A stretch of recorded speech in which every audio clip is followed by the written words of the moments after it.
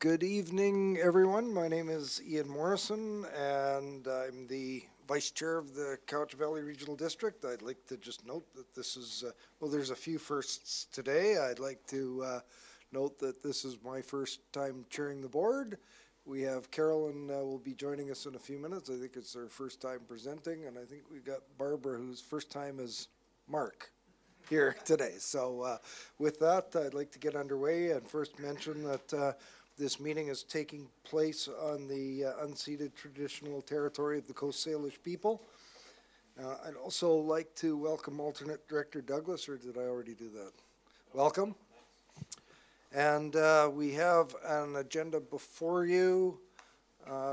Is there any additions or changes to the agenda? Ms. Harrison. Thank you, Mr. Chair. There are none. Could we have a motion to approve the agenda? Moved by Director Walker, seconded by Director Marcotte. Any discussion? I'll call the question. All those in favor? Opposed? That motion carries.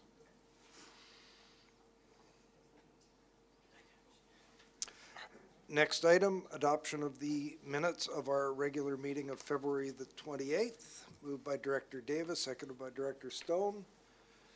Any discussion? I'll call the question. All those in favor? Opposed? That motion carries. Is there any business arising from the minutes, Ms. Harrison? Thank you, Mr. Chair. Yes, there is one item coming out of the minutes, and it's in regard to the committee report from Electoral Area Services, item RC1. In there, there was application, a grant and aid application for, here we are, for the Saanich Inlet Protection Society. And the background information that we received noted the date of the roundtable forum to be March 17th, when in fact it is March 16th, no, sorry, 15th. Tomorrow, yes. So tomorrow is actually the roundtable event. So we need to just correct that date in the recommendation. And is that recommendation coming later? Or is it we've just, already we've already done it's it? in the minutes, yeah. Okay, do we need a motion to that effect? Or Yes, just please. moved by Director Yanni Donardo, seconded by Director Jackson. Any further discussion? I'll call the question. All those in favor? Opposed? That motion carries. That concludes business arising. Public input period. And are we going to have it on the screen? Microorganisms are bacterial, are microscopic soil builders. So effective microorganisms, short for EM. Dr. Higa traveled the world collecting soil samples from all the most productive sites. He found the exact same microorganisms in the exact same ratio at every site. He duplicated the mix, and one of the best that I trust is ProBio. It's a Victoria company. So you buy the EM, it comes in the mail, you follow the instructions, you take 3 tablespoons of the ProBio, mix it in molasses water, and then all the bacteria regrow in that water, and it would be called activated. You would put that in your backpack and spray the ground, the plants at root level, the straw bales, the microbooms. Does it make economic sense to use bioremediation? The top part shows different kinds of technologies. Note that the first 4 are traditional technologies. They're not actually remediating. They are changing a gas to a solid, to a liquid, to trucking it away. It's only the bioremediation that actually changes the toxins to non-toxic substances. The bottom graph is from Paul Stamets' book. He analyzes the cost per ton into remediation technology. The top one there, the yellow, is incineration, and it is about $1,500 a ton. as opposed to way down at the bottom there, myco remediation using just mushrooms is about $50 a ton. Being a permaculturist, we are aware of our natural systems, so if we are remediating in water or lands, we must appreciate the critters that are already there, and we need to put the materials in a way that complements what they have already done, because if we don't, the beaver would remove it all. So I highly recommend all communities get a hold of me for a far more detailed discussion on bioremediation. The previous Harper government gutted the Water Protection Act, and between the provincials and the federal governments, in the last 10 years, they have eliminated over 80% of all environmental protection laws, so anybody could have another contaminated soil site in their watershed.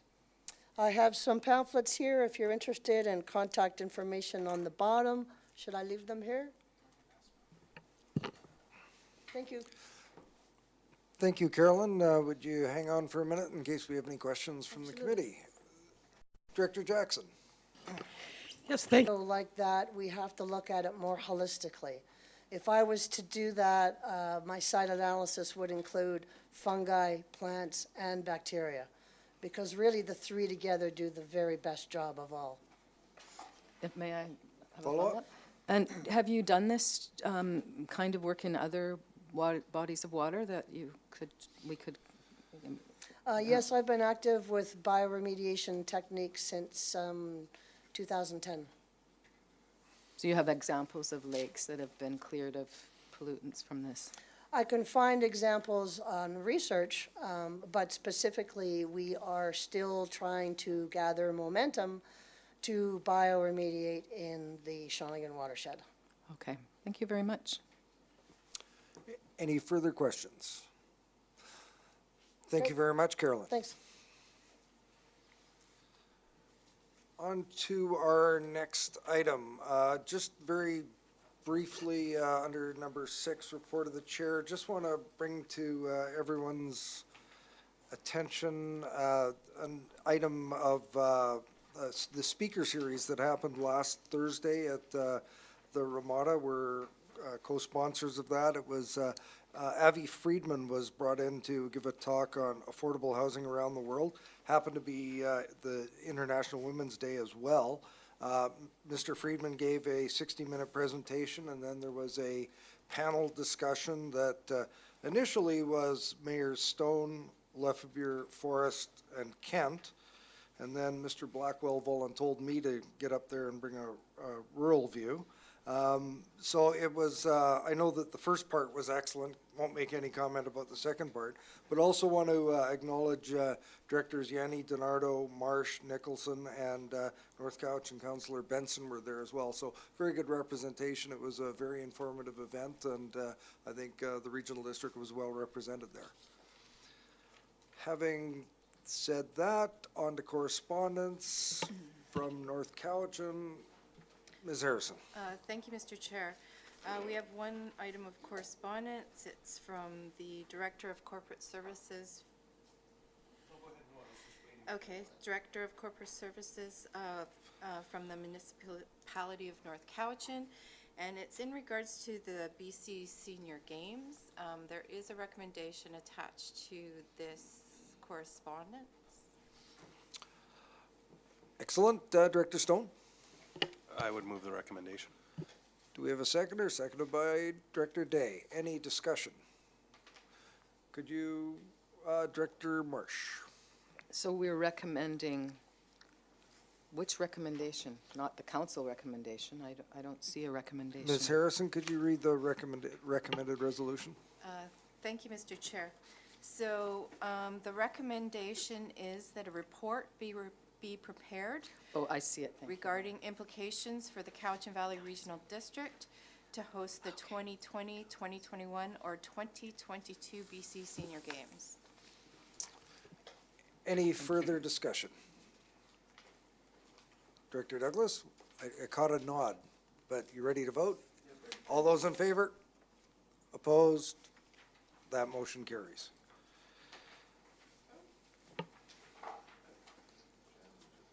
This is really confusing. Any information? There is none, Mr. Chair. Committee commission reports. We have from our regional services meeting of February the 28th, Director Yanni DiNardo.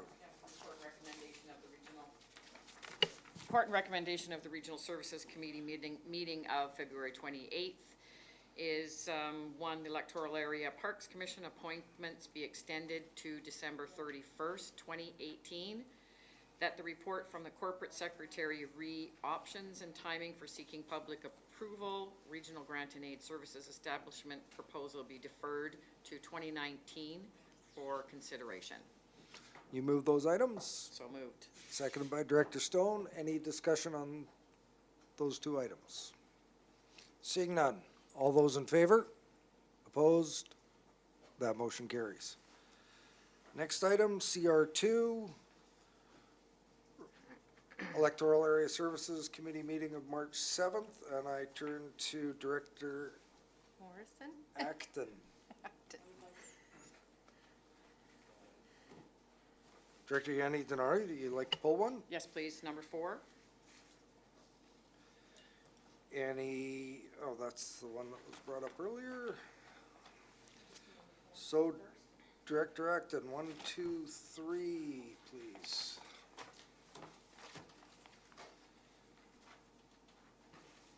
Thank you, Mr. Chair. The recommendations are as follows. Number 1, that the request to close the portion of Watson Road between Hay Street and Fisher Road on May 5th and 6th, 2018 be supported. 2.1, that the certificate of sufficiency confirming that a sufficient petition requesting inclusion into the Twin Cedars sewer system service area be received. 2.2, that CVRD bylaw number 2871, the Twin Cedars sewer system service establishment bylaw 2006 be amended to include the property described as PID 006-913-920. Number 3.1, that the certificate of sufficiency confirming that a sufficient petition requesting inclusion into the Cowichan Bay sewer system service area be received. 3.2, that CVRD bylaw number 2128, Cowichan Bay Sewer System Service Establishment bylaw 2000 be amended to include the property described as Lot 2, Plan VIP 34963, Section 5, Range 5, Cowichan Land District, PID 000313335. Those items moved by Director Acton, seconded by Director Davis. Any discussion?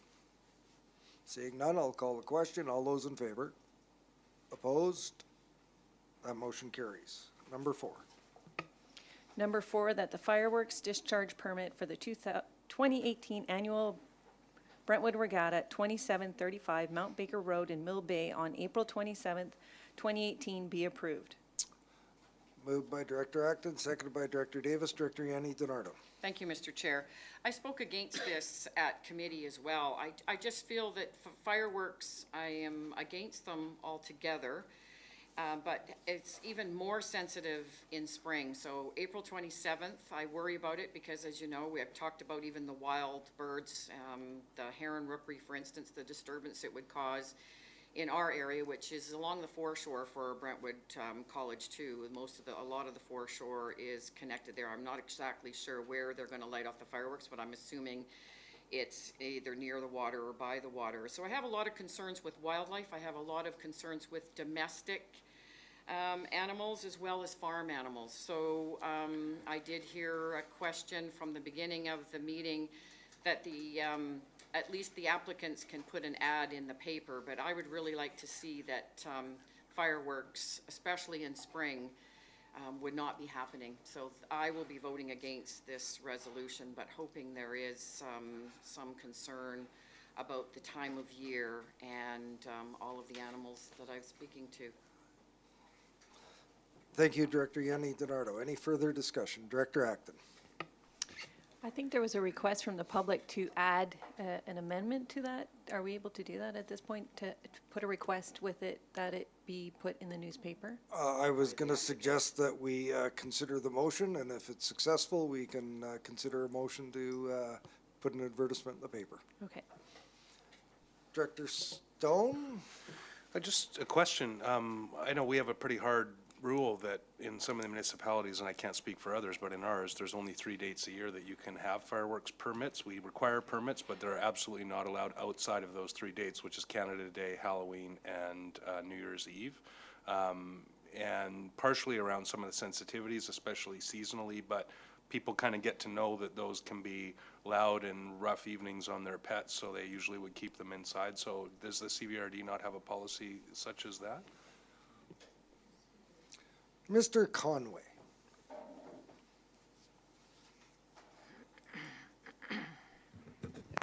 Yes, Mr. Chair, the CVRD's fireworks bylaw does have provision for permits to be issued for the same 3 days that I expect Ladysmith has.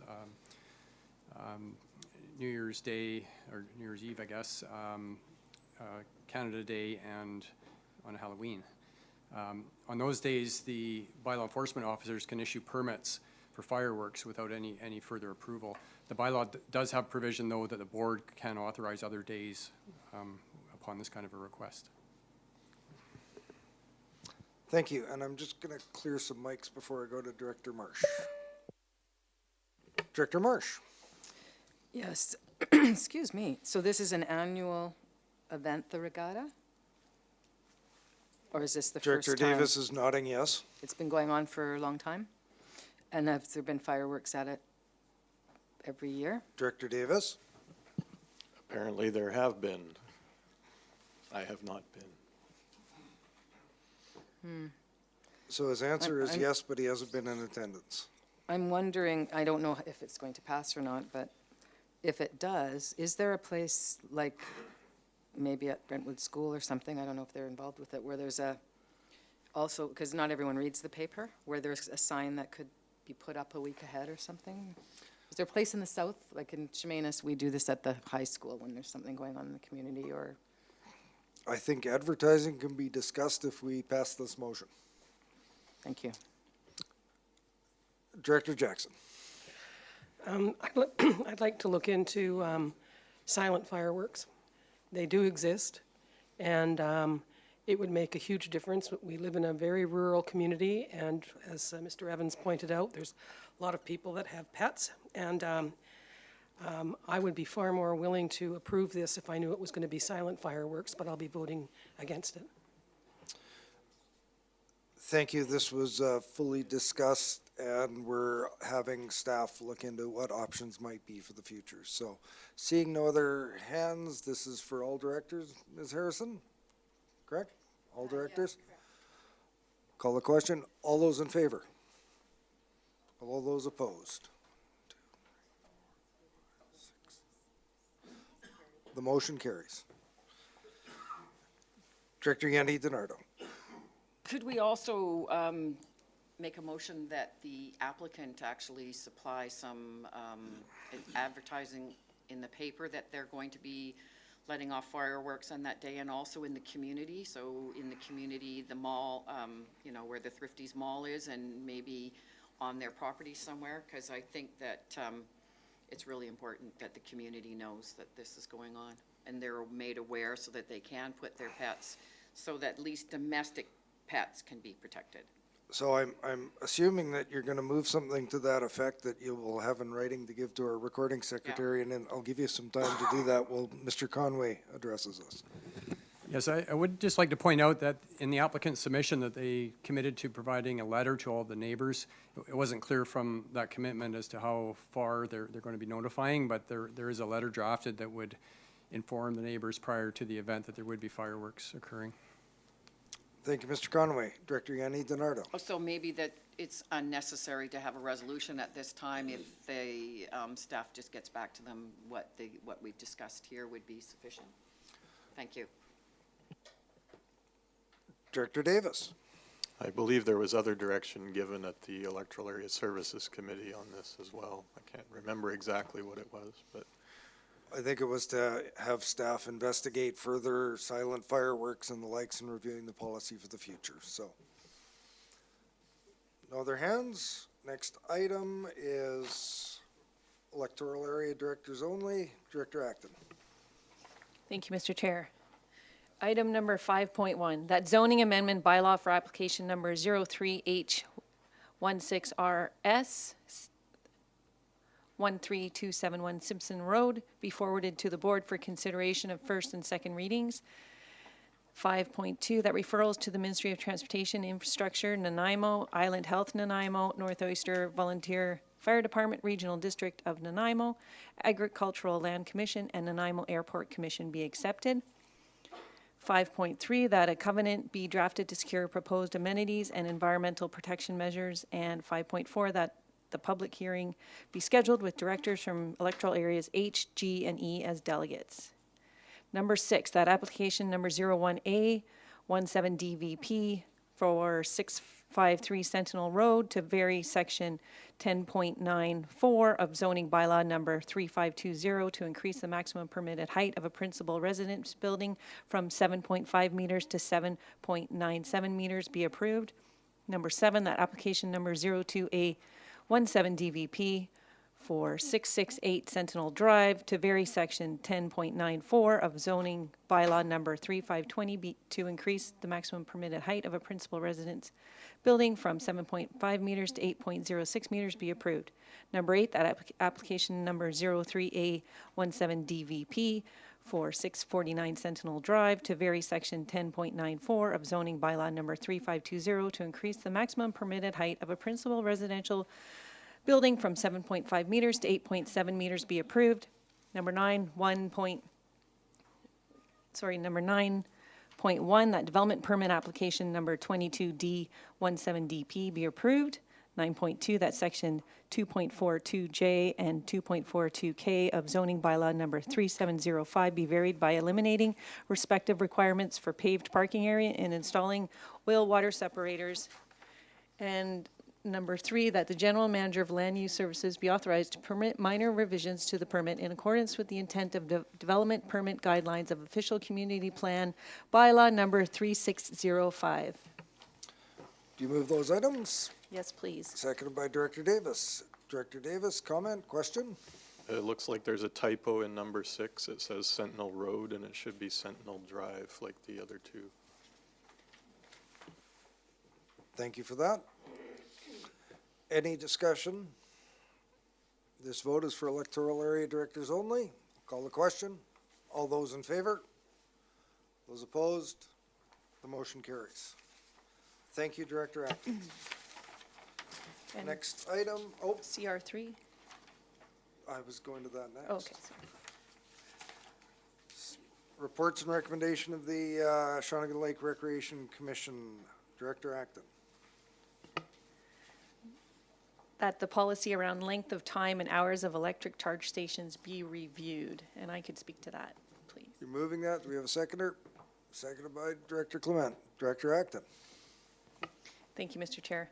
The request comes about because we only have one charging station at the community center, and we have a high abuse going on with it where about 80% of the power is being drawn by just one single user, and we're not able, there's no sign that says you can't leave your car here for a certain amount of time, or so we would like it to be reviewed so that it could say something like a maximum of 4 hours or.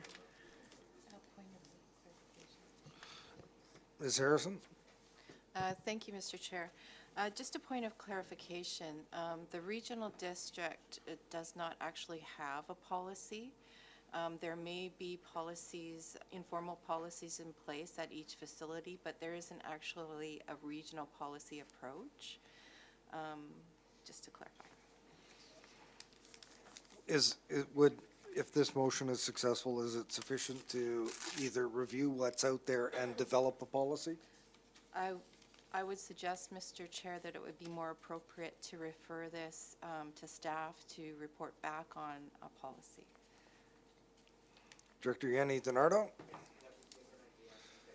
I think that even in the previous Microphone? In the previous application, we had talked about a business that is, that are expecting them to put in some electric chargers too for their business, and we want to encourage that. But I do note that in Vancouver, when we were BCIT, the electric cars, the issue was in the parking and how long they were there. So it's a big deal in Vancouver, and I think it's going to be even bigger here, so it's good to get ahead. So are you moving this be referred to staff? Absolutely. Do we have a seconder? Seconded by Director Jackson. It's elected, well, but it's now a referral motion that's on the floor. That's not up for debate. Or, pardon me, not up for discussion, referral motion is not up for discussion, right? So, propriety of referral. I think it's a wonderful idea, as long as Mr. Elzinga comments on how it's working at the community center for reference. I'm sure he'll review this tape and make note of that. Just on the propriety of referral, we're not debating the resolution. Does that mean I can ask them to make sure they look at something? You can ask them anything you All like, right. but not, Well, I'll just say that I would like some clarification on how it's working downstairs. excellent. Sure will, everything to do with electric charging, I'm sure they will bring forward to us. Anything further to add, Director Davis, on the propriety of referral only? Of course not, but I was hoping they could coordinate with other electric charging station proprietors around the region in case we could have a region-wide policy, like the city of Duncan, et We've cetera. got some pretty good staff, and I think that they're gonna figure out that they're gonna look at everything that's around us and bring a report back. All those in favor? Opposed? That motion's referred. Ms. Harrison? Thank you, Mr. Chair. There are no director reports. There are no staff reports. There are no public hearings. Bylaws then. Thank you, Mr. Chair.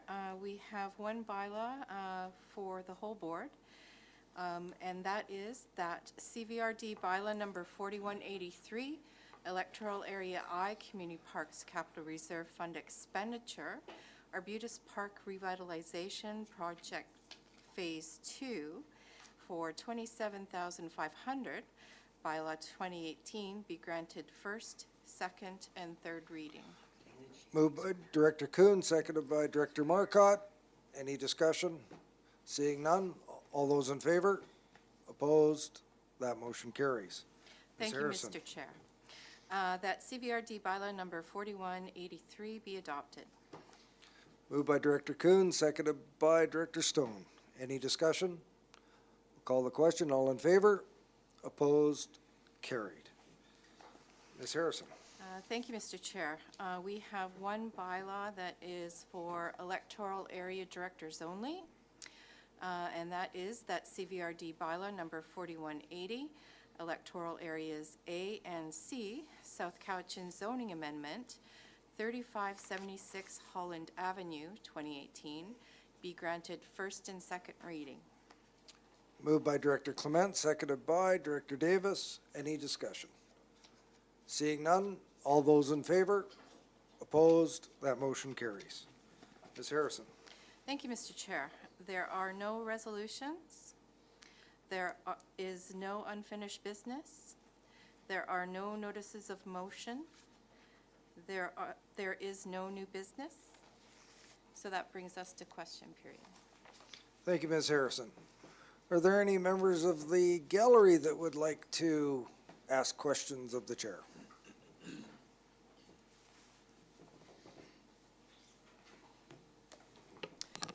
Good evening, Mr. Chair and members of the board. I have a question on the new information system. I know it's been going on for quite a while and has had its hiccups, but I'm noticing that it is not as user-friendly as it has been in the past.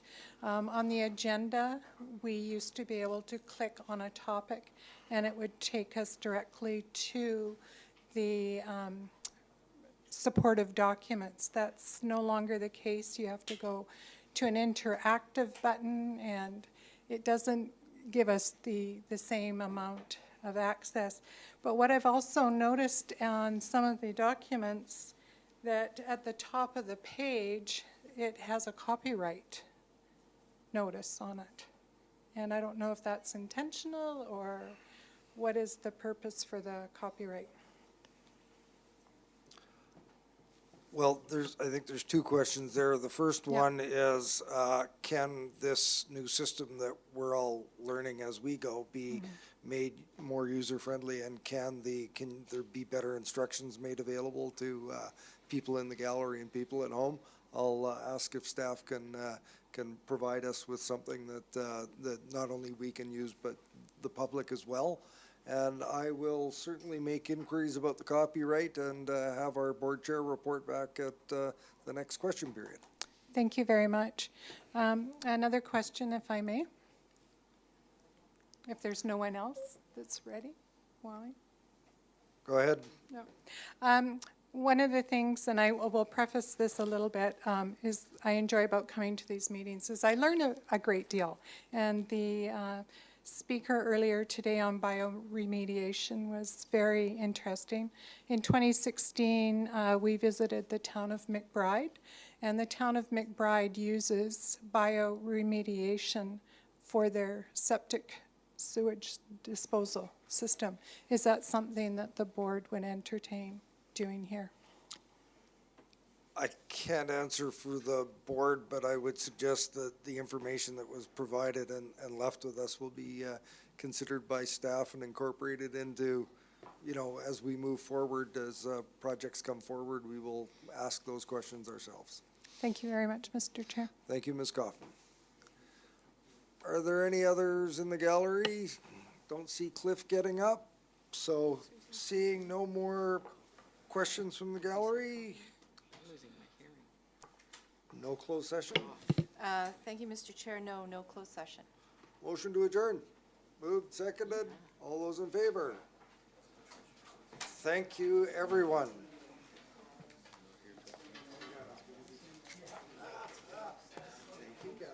Thank you.